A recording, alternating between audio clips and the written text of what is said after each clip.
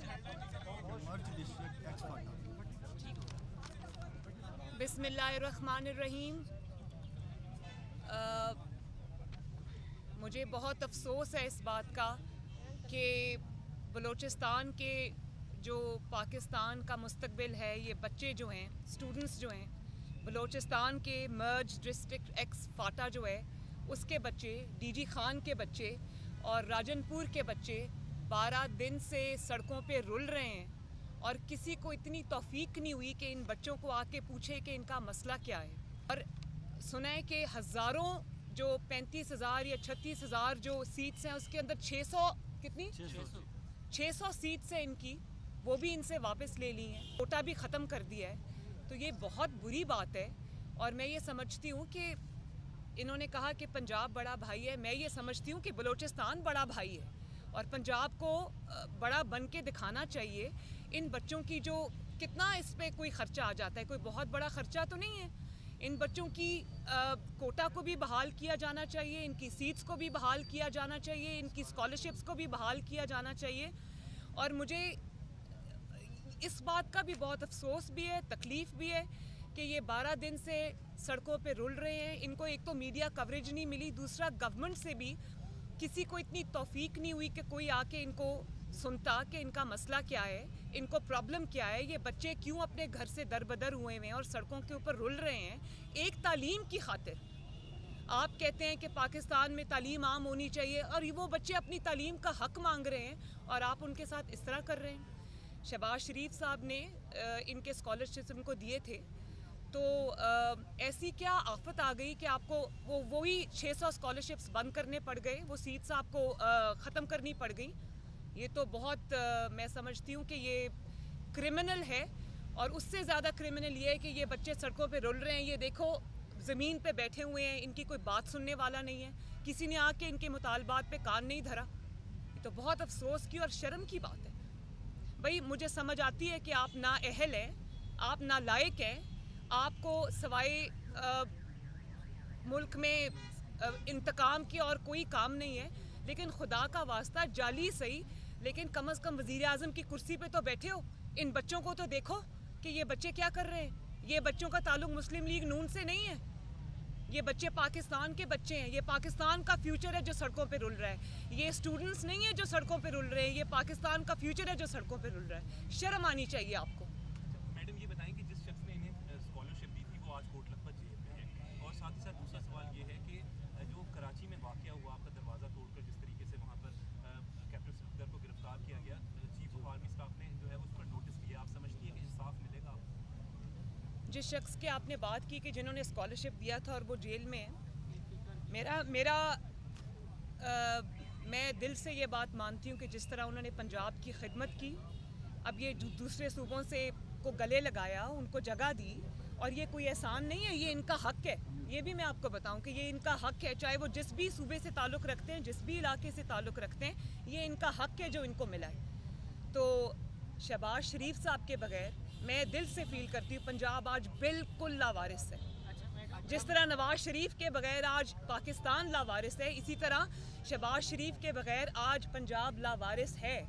और शहबाज शरीफ को जो आपने जेल में रखा हुआ है, तो पंजाब के अवाम सब देख रहे हैं, उनको पता है खिदमत किसने की है दिल से और कौन वो कर रहा है। शहबाज शरीफ साहब को जेल में इसलिए नहीं रखा हुआ कि उनकी कोई करप्शन है, उनकी जिस दयानतदारी से उन्होंने पंजाब के अवाम की खिदमत की है उसकी विटनेस मैं हूँ। और उनको सिर्फ इस बात की सज़ा मिल रही है कि उन्होंने उनको जो भाई से भाई को लड़ाने की साजिश की थी, उसमें उन्होंने अपने भाई का साथ दिया।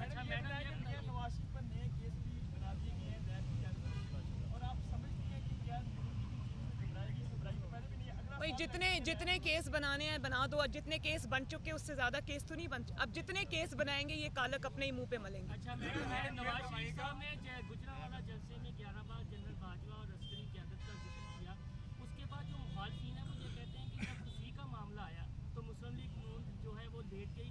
उन्हें ये था कि जनरल बाजवा अदलिया पर असरअंदाज होंगे, इसलिए उसी के मामले पर।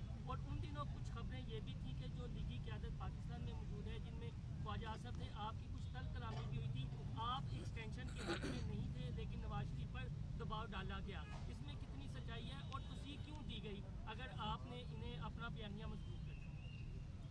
देखें, ये बात ऐसी है जिसके ऊपर मैं अभी कुछ नहीं कहना चाहती। मैं पार्टी डिसिप्लिन की पाबंद हूँ, लेकिन हालात और वाक़यात ने ये बात साबित की है कि अगर कोई फ़ैसला गलत भी होता है तो भी उसके जो असरात हैं वो कौम के सामने आना शुरू हो जाते हैं। तो इससे ज़्यादा मैं इस पर कुछ नहीं कहना चाहती। मैं पार्टी डिसिप्लिन की पाबंद हूँ।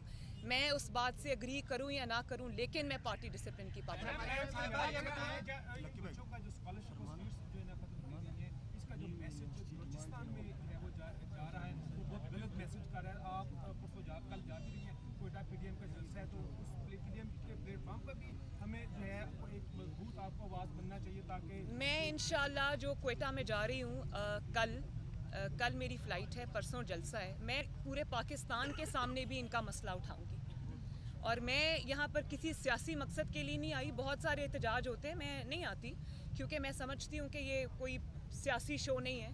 लेकिन मुझे दिल से इन बच्चों की तकलीफ़ थी। मैं इनको सोशल मीडिया पे फॉलो करी थी क्योंकि मेन स्ट्रीम मीडिया ने तो दिखाया नहीं। शायद उनको मना किया गया होगा कि इनको बच्चों को नहीं दिखाना, क्योंकि इससे ना सिर्फ इनकी नाअहली साबित होती है, इनकी एपैथी साबित होती है, बल्कि ये भी साबित होता है कि आपको इनकी परवाह नहीं है। तो जब मैंने देखा कि इनका कोई सुनने वाला नहीं है, वो 12 दिन से अपने घरों को छोड़ के रुल रहे हैं सड़कों पे, तो मैं खुद इन्होंने मुझे नहीं बुलाया, मैं खुद आई हूँ इनके पास। तो इनका मसला मैं इंशाल्लाह बलूचिस्तान जाके भी उठाऊंगी। अच्छा मरियम साहिबा, एक बताएं कि आप एक वो पहले एक मिनट। मरियम साहिबा बता दें, मरियम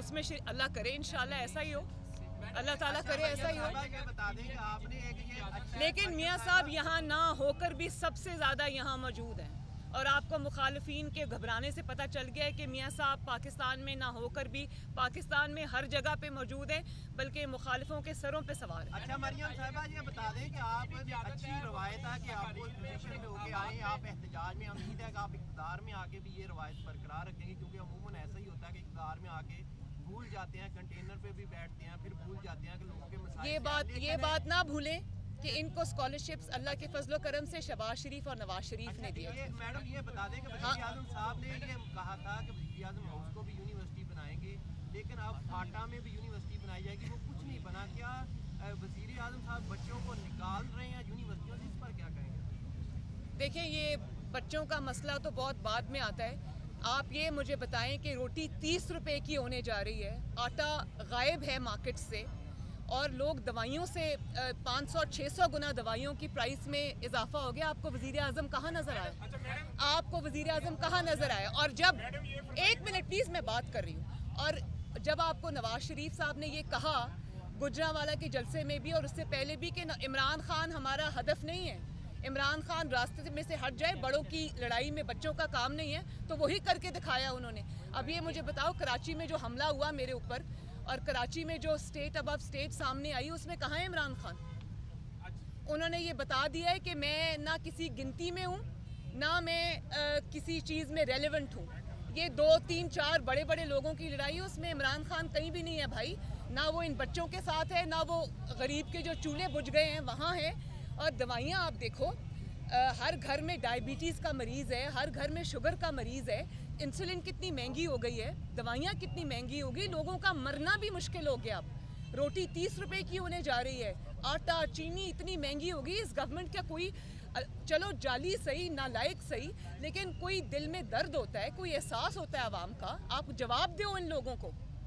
इतनी क्रिमिनल एपैथी अच्छी बात नहीं है। मुझे तो समझ नहीं आती कि ये इन्होंने अल्लाह ताला को जवाब नहीं देना। और 2 साल में इनका जो हाल हो गया है, वो इसलिए इनकी नालायकी और नाअहली की वजह से नहीं हुआ, इन जो अपोजिशन की वजह से नहीं हुआ, ये आवाम की बददुआओं की वजह से हुआ है, इन जैसे स्टूडेंट्स की बददुआओं की वजह से हुआ है। पीडीएम की जितनी भी क़यादत है वो अपनी तकारीर में, अपने किताबात में जनरल आसिम सलीम बाजवा का जिक्र करती है, सीधे मांगते हैं। अभी तक पीडीएम अदालत में क्यों नहीं गई? क्या आप अदालत में जाने से घबरा रहे हैं, या आप 3 माह के अंदर किसी रिलीफ के मुल्ज़िम इसी पिटीशन की कि आप आपको रिलीफ मिल जाए? देखें, जल्द या बदेर जनरल आसिम सलीम बाजवा को अदालत के सामने, कानून के सामने पेश होना ही पड़ेगा। ये नहीं हो सकता, कोई मुकद्दस गाय नहीं है यहाँ पर। अगर नवाज शरीफ एक 3 दफ़ा का वज़ीर आज़म एक झूठे मुकदमे के अंदर अपनी बेटी समेत अदालतों की 200 पेशियों की वो 2 सेंचुरियाँ बना सकते हैं, आवाम के सामने, और क्योंकि इलेक्टेड हैं, लोगों को जवाब दे हैं, तो लोगों के सामने जानते हुए भी कि ये इंतकाम था, अगर वो पेश हो सकते हैं, अगर हम सब पेश हो सकते हैं, तो आसिम सलीम बाजवा को कौन से सुरखाब के पर लगे या वो कौन से आसमान से उतरे कि उनको वो कानून के आगे पेश नहीं हो सकते। और सिर्फ एक मुशीर के ओहदे से या SAPM के ओहदे से मुस्ताफ़ी हो जाना ये काफ़ी नहीं है। आप न सिर्फ ये कि CPEC की अथॉरिटी से, और बल्कि आपने इम्यूनिटी क्लेम कर ली। क्यों? क्या है ऐसा छुपाने के लिए? आप कौन सा आसमान से उतरे कि आपको इम्यूनिटी दी जाए, आपको नैब से इम्यूनिटी दी जाए, आपको कानून और उससे अदालतों से इम्यूनिटी दी जाए? क्यों? आपने ऐसा क्या किया जिसकी पर्दादारी है? आपको जल्द या बदेर, आज तो ये इमरान खान के पीछे छुपे हुए हैं ना, और रिटायर्ड होके भी फ़ौज की वर्दी के पीछे छुपे हुए हैं, लेकिन मैं आपको एक बात बता दूं, जल्द या बदेर आपको कानून का सामना करना पड़ेगा, जवाब देना पड़ेगा, पाकिस्तान के अवाम को जवाब देना पड़ेगा कि एक छोटी सी तनख्वाह पे रहते हुए आपने अरबों रुपए के असासे कैसे बनाए। आसिम सलीम बाजवा से इकामा का जवाब नहीं मांगा जा रहा, आसिम सलीम बाजवा से कोई उनके ख़ानदानी बिजनेस के बारे में जवाब नहीं मांगा जा रहा, उनसे जवाब मांगा जा रहा है कि एक हम्बल बैकग्राउंड से होते हुए आपके ख़ानदान ने अरबों खरबों के असासे पूरी दुनिया में जो फैले हुए वो कैसे बनाए। और ये सवाल करना हमारा हक है, ये सवाल करना पाकिस्तान के अवाम का हक है। आज आप छुप सकते हैं, कल आपको छुपने का मौका नहीं मिलेगा।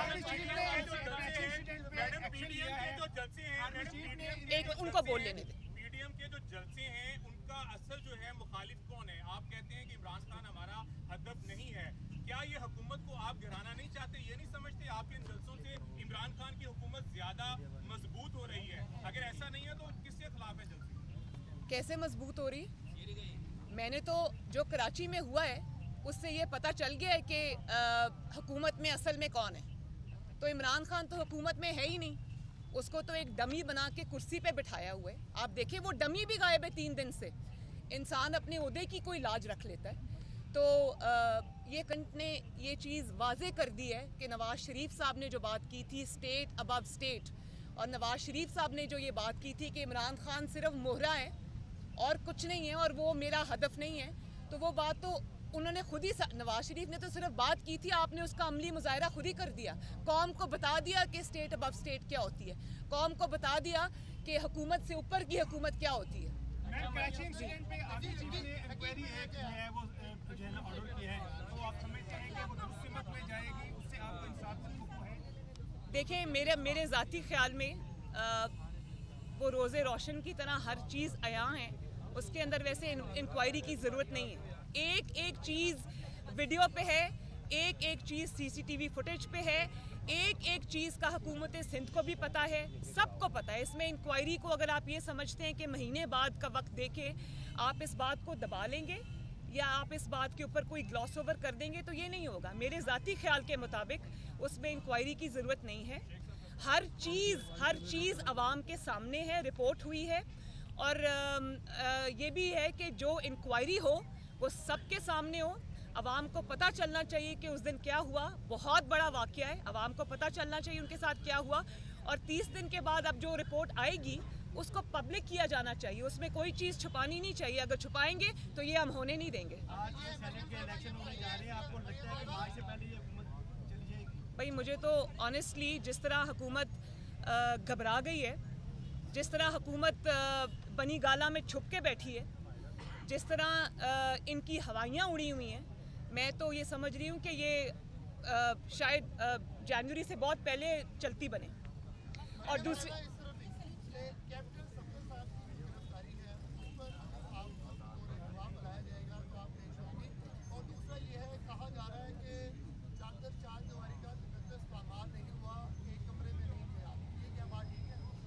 देखें, ये जो आपने 2 सवाल किए, मुझे गवाह के तौर पे बुलाया जाएगा तो मैं ज़रूर पेश होंगी, लेकिन जो गवाह के तौर पे जो गवाही मेरी उनको चाहिए वो सारी इन्फॉर्मेशन उनके पास है। मुझे उसमें बुलाएंगी तो मैं ज़रूर जाऊंगी। कौम के सामने भी बात रखी है मैंने, उसी दिन प्रेस कॉन्फ्रेंस में एक डिटेल रखी है।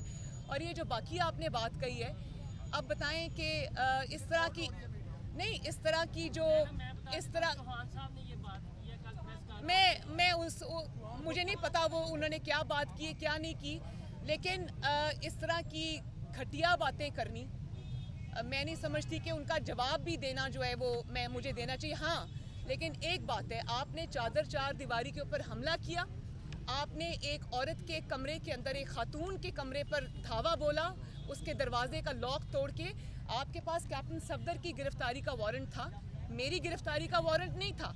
आपके पास कोई इजाज़त नहीं थी कि आप एक खातून के कमरे में जो उस वक्त बेड में हो और उसके कमरे में आप धावा बोलकर दाखिल हो जाएं। आपके पास ये वारंट नहीं था, ये गैर कानूनी था, इसका जवाब आपको देना पड़ेगा।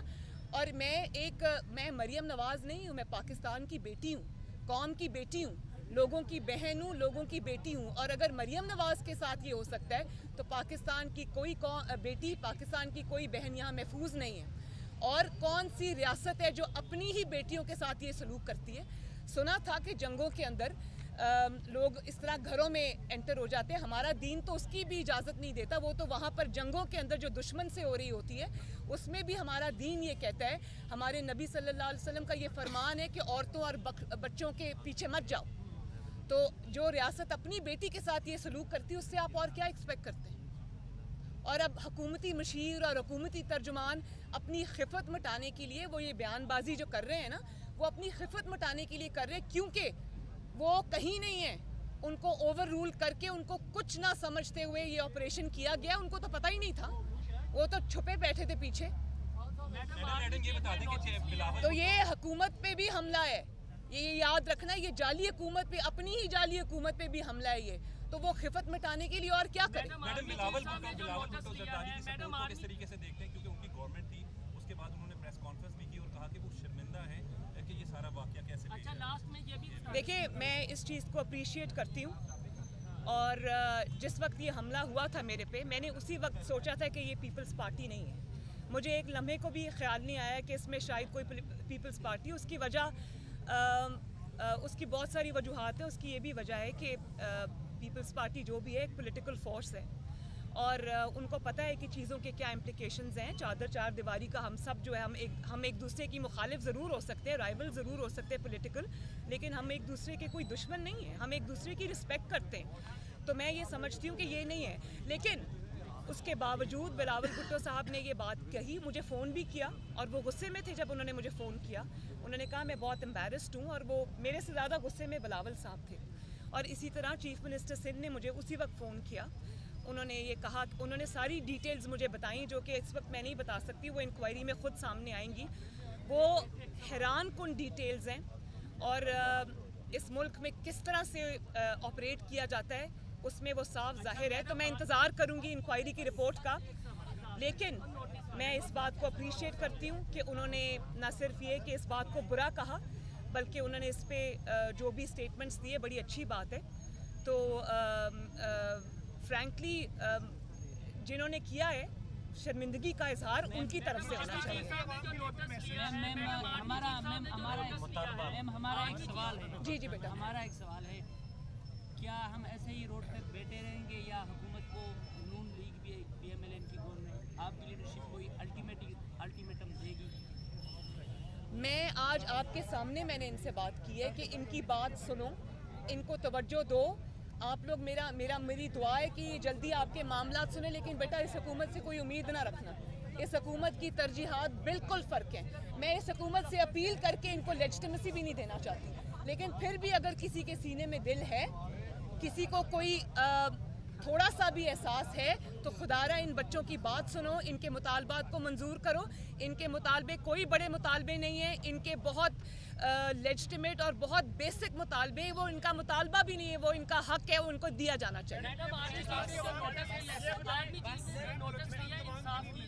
आर्मी चीफ ने जो नोटिस लिया कराची वाक़े पर, आपको उनसे इंसाफ की उम्मीद है?